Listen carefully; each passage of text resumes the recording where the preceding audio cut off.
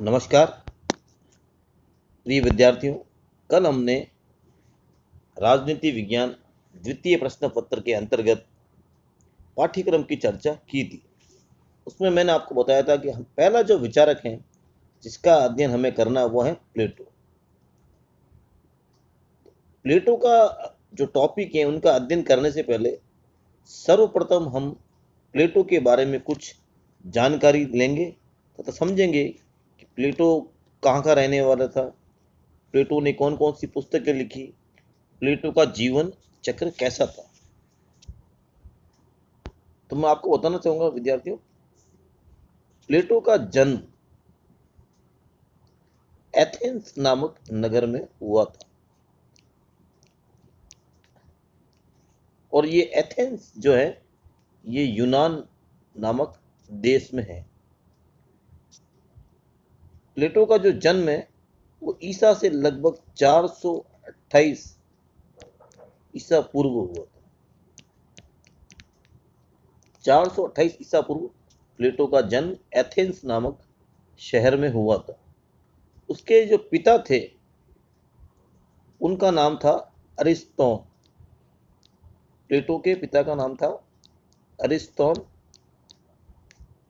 तथा उनकी माता का नाम था पेरिक्तियोन।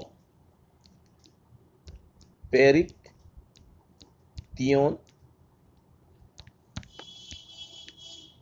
उनकी माता और एरिस्टोन उनके पिता थे। उनके पिता अरिस्टोन की वंशावली एथेंस के प्राचीन राजाओं में भी होती थी।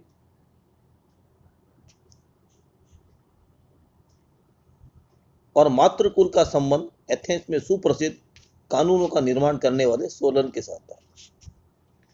प्लेटो का जो वास्तविक नाम है वह है एरिस्टोक्लिस। एरिस्टोक्लिस।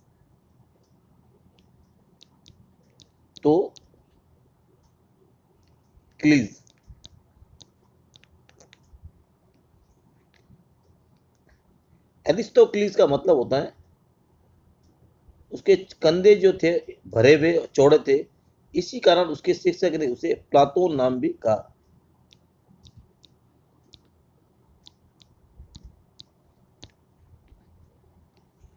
चौड़े कंधे के कारण उसको नाम दिया प्लाटोन।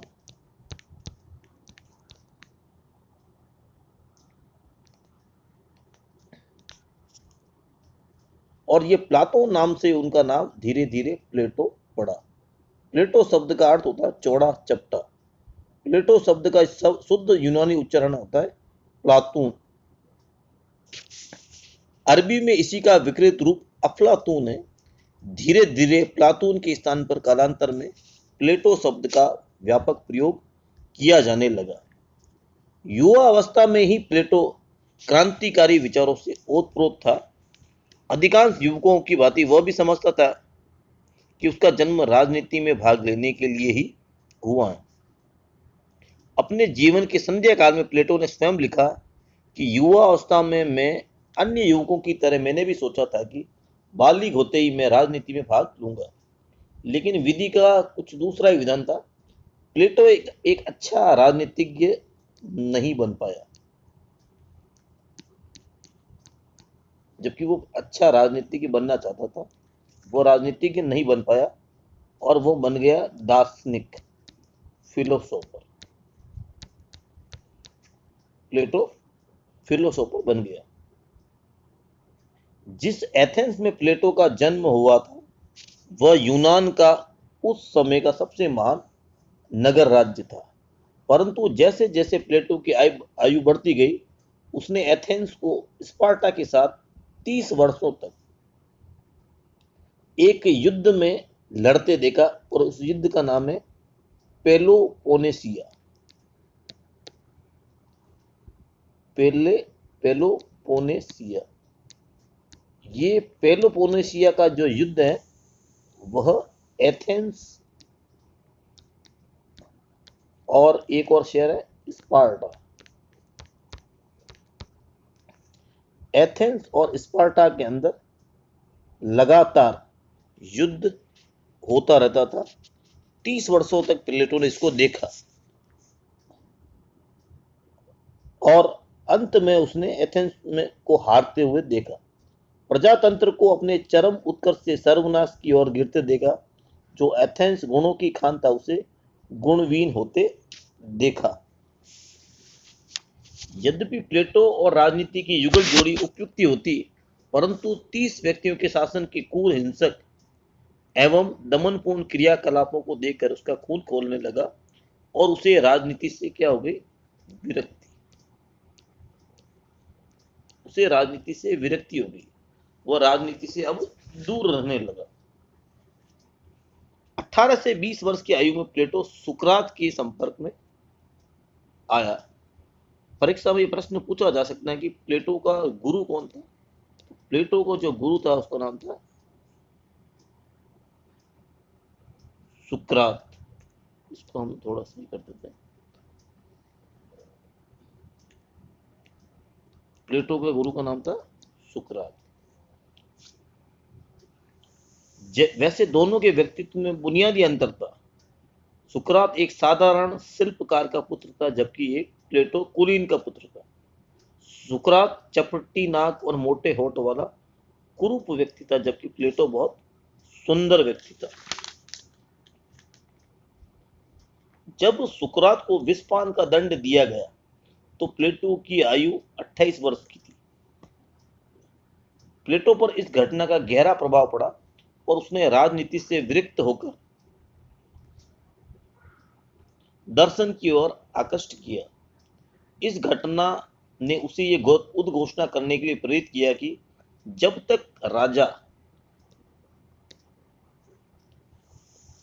तक शासक दार्शनिक, ज्ञानी और विवेकी नहीं हो जाता, तब तक राज्य का कल्याण संभव नहीं है। उसका मानना था कि राजा को विवेकी, ज्ञानी और दार्शनिक होना चाहिए। जब तक राजा दार्शनिक, विवेकी और ज्ञानी नहीं हो जाता, तब तक राज्य का कल्याण संभव नहीं है। 399 ईसा पूर्व सुकरात के प्राणदंड के बाद प्लेटो का एथेंस में रहना निरापद नहीं था। चूंकि वह सुकरात का प्रधान शिष्य था और एथेंस की लोकतांत्रिक व्यवस्था का विरोधी था, इसलिए उसके अस्तित्व का संकट उत्पन्न हो गया। वह अपने कुछ मित्रों के साथ पास के एक नगर जिसका नाम था मेगरा, वो मेगरा में जाकर रहने लगा। 12 सालों तक वो अज्ञात में रहा। इस अज्ञातवास के संबंध में यह अनुश्रुति प्रसिद्ध है कि उसने ज्ञान प्राप्ति के लिए इस काल में मिस्र, इटली आदि देशों का भ्रमण भी किया। यहां तक कहा जाता है कि उसने गंगा के तट पर भारत की यात्रा भी की थी। पिथागोरस के सिद्धांतों का ज्ञान पाने तथा दार्शनिकों का शासन देखने के लिए 387 ईसा पूर्व में इटली और सिसिली गया। सिसिली के सिराकूज राज्य में उसकी भेंट दियोन से हुई,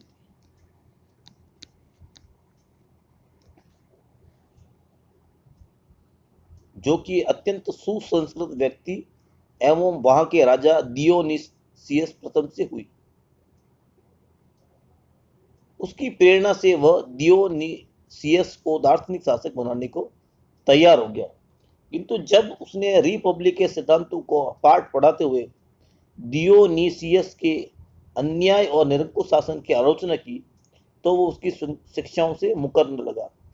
साथ ही चाटुकारों ने दियोनिसियस को दियोन के विरुद्ध भी भड़का दिया, जिसका परिणाम यह हुआ कि दियोन को निर्वासित कर दिया गया। दियोनिसियस ने प्लेटो को भी स्पार्टा के राजदूत को सौंप दिया और उसने उसे दास के रूप में एजाइना के टापू पर बेच दिया। यहां उसके एक पुराने मित्र एनिकेरस ने उसे खरीद कर मुक्त करा दिया और एथेंस भिजवा दिया। प्लेटो के शिष्यों ने धन एकत्रित कर एनिकेरस को उसका रुपया वापस लौटाना चाहा, किंतु उसके द्वारा धनराशि स्वीकार न करने पर इस धनराशि से एथेंस के बाहर अकादमिक की वाटिका मोल ले ली गई और यहाँ प्लेटो ने 386 ईसा पूर्व के लगभग अपना शिक्षणालय खोला। यानी अपना विद्यालय खोला जिसका नाम था अकादमी, जिसको एकेडमी भी कह सकते हैं। इसमें उसने अपने 40 वर्ष बिताए। प्लेटो की अकादमी वैज्ञानिक अनुसंधान और शिक्षणालय संस्थान दोनों ही था। इसलिए एक विद्वान फोस्टर उन्होंने कहा कि प्लेटो की अकादमी केवल बौद्धिक प्रशिक्षण का केंद्र नहीं थी, ये यूनानी जीवन को सुधारने के लिए आवश्यक राज्य वैज्ञानिकों तथा शासकों के निर्माण की कार्यशाला थी। प्लेटो की अकादमी को उस समय के सभी विद्वानों और वैज्ञानिक शोधकर्ताओं की ज्ञान गरिमा का लाभ प्राप्त हुआ। अब प्लेटो की जो अकादमी थी उसमें जो मुख्य जोर दिया जाता था वह विषय था गणित, और दूसरा जो विषय था वह था ज्योमिति। ज्योमिति और गणित, इन दो विषयों पर प्लेटो की अकादमी में जोर दिया जाता था। प्लेटो की अकादमी के बाहर ही लिखा हुआ था, let no man ignorant of geometry enter here. गणित के ज्ञान के बिना यहाँ कोई प्रवेश करने का अधिकारी नहीं है। इसके अतिरिक्त वहां पर राजनीति, तर्क, आचार शास्त्र, विधि शास्त्र, वनस्पति शास्त्र आदि की शिक्षा भी दी जाती थी। 367 ईसा पूर्व में प्लेटो को दास के रूप में बिकाने वाले डियोनिसियस द्वितीय राजगद्दी पर बैठा और वह दियोन की प्रेरणा से दार्शनिक शासक बनने की शिक्षा लेने को तैयार हो गया। दियोन ने प्लेटो को सिराकुज आकर अपना आदर्श को क्रियात्मक रूप देने की प्रार्थना की। प्लेटो इस समय लगभग 60 वर्ष का हो चुका था।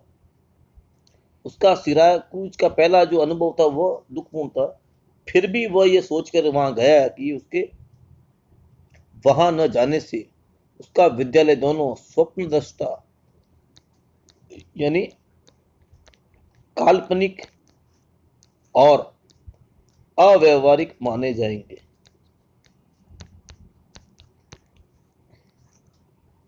इसके अतिरिक्त वह सिराकुज का तथा सिसिली की सब बस्तियों को संगठित करके कार्थेज के खतरे को रोकना चाहता था। उसने लिखा था कि यदि मैं वहां ना जाता तो अपनी दृष्टि में स्वयं लज्जित हो जाता। प्रारंभ में प्लेटो शासक को दार्शनिक बनाने की प्रक्रिया में कुछ सफल हुआ। उसने उसे भूमिति शास्त्र पढ़ाना शुरू किया। उसकी देखा देखी अन्य दरबारी भी इसे सीखने के लिए रेत में त्रिभुज आदि बनाने लगे। दरबार में भूमिति भक्ति का ऐसा बाउंडर उठा कि सारा वातावरण धूली में हो उठा। किंतु ये स्थिति देर तक नहीं रही। डियोनिसियस 30 वर्ष का हो चुका था। उसमें स्थिरता चित्ता का अभाव था। उससे शीघ्र ही गुरु की शिक्षा नीरस लगने लगी। दोनों में मन मुटा हुआ और राजा ने दियोन को निर्वासित कर दिया, उसकी संपत्ति जब्त कर दी, उसकी पत्नी का दूसरे पुरुष के साथ विवाह कर दिया और दियोन को यह कहा कि निर्वासन को उसे विदेश में ही बिताना है।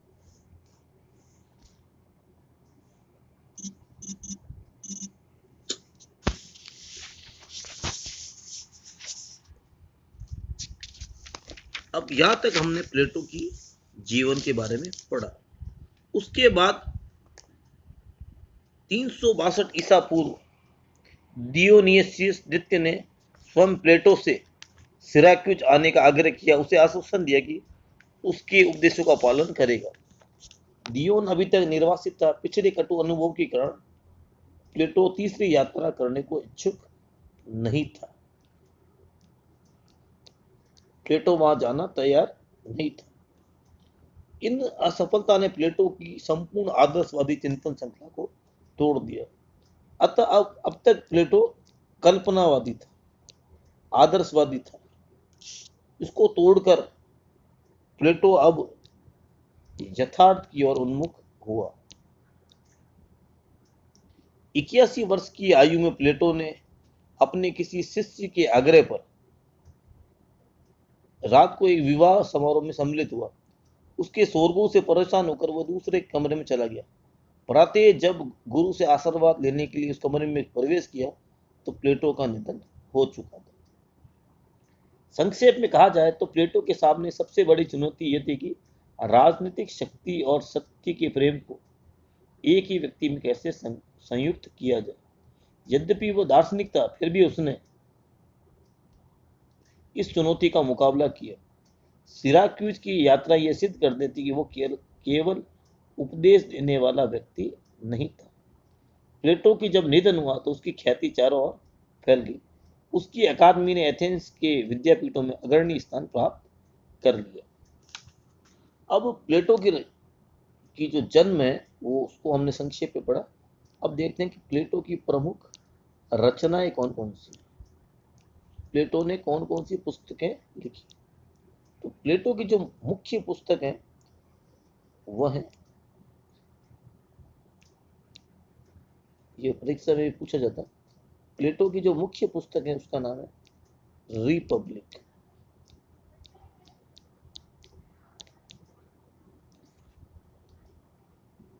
दूसरी जो प्लेटो की पुस्तक है उसका नाम है लॉज। तीसरी है अपालॉजी।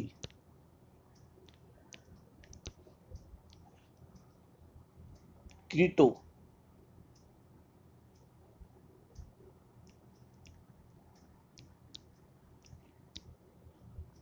मिनो।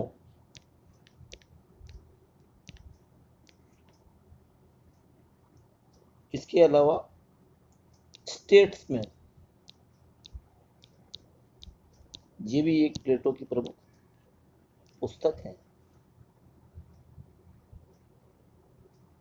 इस प्रकार हम देखते हैं प्लेटो की प्रमुख पुस्तक है Republic, Laws, Apology, Crito, Meno, Statesman. रचना काल की दृष्टि से प्लेटो की रचनाओं को चार भागों में बांटा जा सकता है। पहली रचनाएं वे रचनाएं जो सुकरात से संबंधित हैं। इसमें आती है अपोलॉजी, क्रीटो, यूथ्रीफो। दूसरी रचनाएं हैं जो सुकरात के सिद्धांतों से अधिक प्लेटो के अपने सिद्धांत से संबंधित है। इसमें आती है प्रमुख रूप से रिपब्लिक, जो न्याय की विवेचना करती है। तो आपको ध्यान रखना है प्लेटो की जो प्रमुख पुस्तक है उसका नाम है रिपब्लिक। उसको न्याय से संबंधित किताब भी कहा जाता है। तीसरी कैटेगरी में संवाद या डायलॉग आते हैं, जिसमें प्लेटो ने संवाद शैली में लिखे। इसमें जो प्रमुख पुस्तक है उसका नाम है लॉज।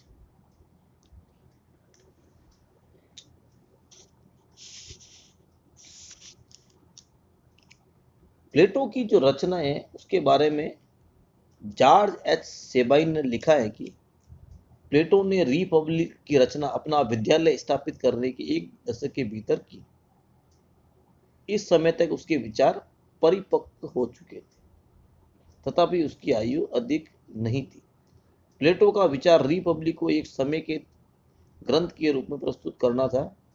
रिपब्लिक के सर्वश्रेष्ठ आलोचक भी यही विचार हैं, तथापि रिपब्लिक की रचना कई वर्षों में हुई थी। शैलीगत आधार पर कहा जा सकता है कि प्रथम पुस्तकों में न्याय विवेचन प्रारंभिक काल की रचना।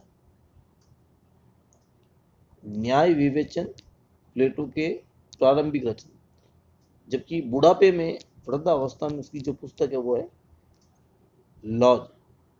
इस प्रकार रिपब्लिक और लॉज के रचना काल में 30 वर्ष का लगभग अंतर। उसकी आयु भी अपेक्षाकृत न्याय संबंधित किताब लिखते समय कम थी।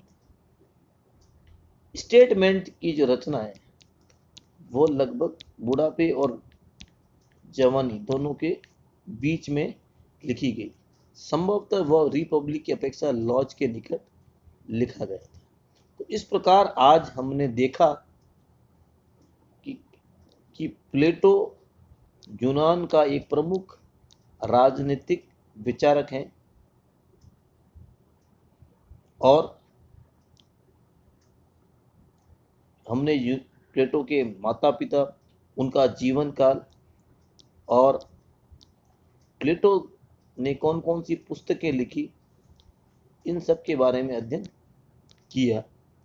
तो सामान्य ज्ञान के बाद कल हम पढ़ेंगे कि प्लेटो का जो प्रमुख सिद्धांत हमारे पाठ्यक्रम में दिए गए हैं वो कौन सा है। इस वीडियो को ध्यान से सुनने के लिए आपका बहुत बहुत धन्यवाद।